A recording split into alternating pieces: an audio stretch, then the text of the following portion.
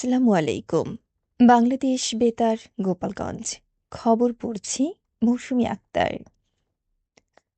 গোপালগঞ্জে পবিত্র ঈদ উল ফিতরের প্রধান জামাত অনুষ্ঠিত হবে ঈদের দিন সকাল ৮টায় কেন্দ্রীয় পৌর ঈদগাহ ময়দানে। এতে ইমামতি করবেন কেন্দ্রীয় কোট মসজিদের ইমাম মাওলানা শেখ হাফিজুর রহমান। ঈদের দ্বিতীয় জামাত সকাল ৮টা বেজে ২০ মিনিটে থানাপাড়া জামে মসজিদে এবং তৃতীয় জামাত সকাল ৮টা বেজে ৪০ মিনিটে গোপালগঞ্জ সালেহিয়া আলিয়া মাদ্রাসা মসজিদে অনুষ্ঠিত হবে। তবে আবহাওয়া প্রতিকূল হলে সকাল ৮টায় প্রধান জামাত কেন্দ্রীয় কোট মসজিদ ও মডেল মসজিদে অনুষ্ঠিত হবে। এছাড়া আধা ঘণ্টা পরপর বেদগ্রাম জামে মসজিদ, গেটপাড়া জামে মসজিদ, মোহাম্মদপাড়া জামে মসজিদ সহ জেলার বিভিন্ন ঈদগাহ ও মসজিদে সুবিধামতো সময়ে ঈদের জামাত অনুষ্ঠিত হবে। একই সঙ্গে জেলার মুকসুদপুর, কাশিয়ানী, কোটালীপাড়া ও টুঙ্গিপাড়া উপজেলাতেও একাধিক ঈদের জামাতের আয়োজন করা হয়েছে। জেলা প্রশাসক মোহাম্মদ আরিফুজ্জামান জানিয়েছেন, এরই মধ্যে ঈদের নামাজ আদায়ের জন্য সব ধরনের প্রস্তুতি সম্পন্ন করা হয়েছে। এদিকে নড়াইলে পবিত্র ঈদ উল ফিতরের প্রধান জামাত কেন্দ্রীয় ঈদগাহ ময়দানে সম্ভাব্য আগামীকাল সকাল 7:30টায় অনুষ্ঠিত হবে। আবহাওয়া প্রতিকূলে থাকলে বিকল্প হিসেবে কেন্দ্রীয় জামে মসজিদে প্রধান জামাতের আয়োজন করা হবে। এতে ইমামতি করবেন মসজিদের খতিব মুফতি মোহাম্মদ ওয়াকিউজ্জামান। এছাড়া পুলিশ লাইনস সংলগ্ন ঈদগাহ, রূপগঞ্জ বাজার জামে মসজিদ, বড়াশোলা ঈদগাহ, পুরাতন বাস টার্মিনাল জামে মসজিদ সহ একাধিক স্থানে সকাল ৮টায় জামাত হবে।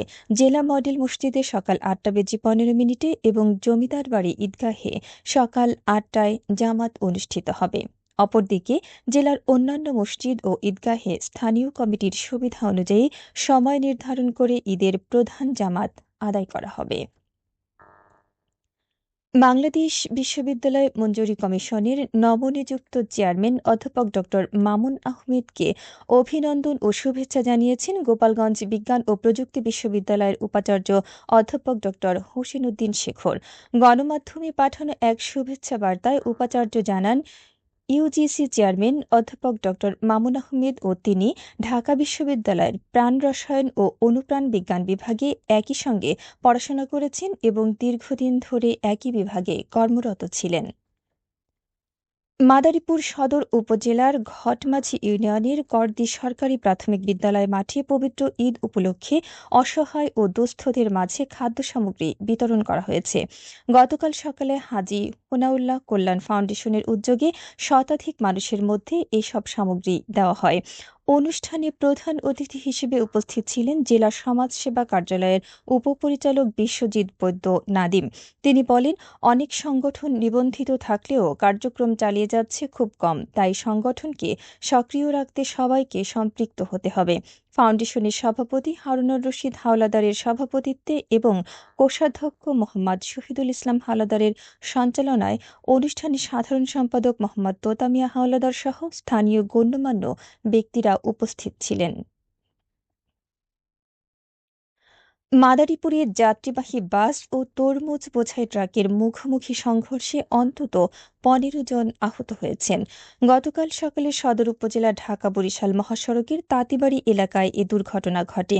এতে কিছু সময়ের জন্য মহাসড়কের যান চলাচল বন্ধ হয়ে পড়ে এবং যাত্রীরা ভোগান্তিতে পড়েন।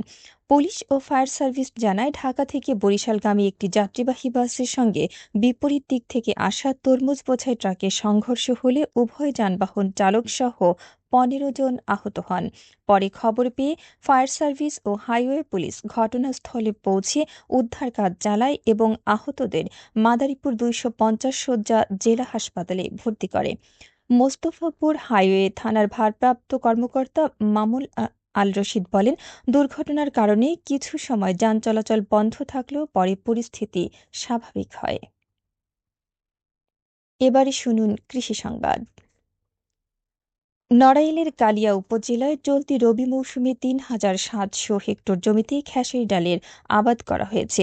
উপজেলা কৃষি সম্প্রসারণ অধিদপ্তর জানায়, এ মৌসুমে একই পরিমাণ জমিতে খেসারি আবাদ করার লক্ষ্যমাত্রা নির্ধারণ করা হয়েছিল এবং তা পুরোপুরি অর্জিত হয়েছে। প্রতি হেক্টরে গড়ে ১.৭ মেট্রিক টন হারে মোট ৩,৯৫৯ মেট্রিক টন উৎপাদনের লক্ষ্যমাত্রা ধরা হয়েছে। কৃষি বিভাগ আশা করছে আগামী মৌসুমে খেসারি ডালের আবাদ আরও বাড়বে। এ ফসল চাষে কৃষকদের সহায়তায় কৃষি সম্প্রসারণ অধিদপ্তর থেকে বীজ, সার ও কীটনাশক সহ প্রয়োজনীয় উপকরণ সরবরাহ করা হয়েছে। পাশাপাশি সরকারি ও বাণিজ্যিক ব্যাংকগুলোর মাধ্যমে কৃষি ঋণও বিতরণ করা হয়েছে। জানিয়ে দিচ্ছি ইফতারের সময়সূচি। আজ ৩০ রমজান। গোপালগঞ্জ ও এর পার্শ্ববর্তী এলাকার সময় অনুযায়ী আজকের ইফতার সন্ধ্যা ৬টা বেজে ৩০ মিনিটে। সবশেষে আবহাওয়া।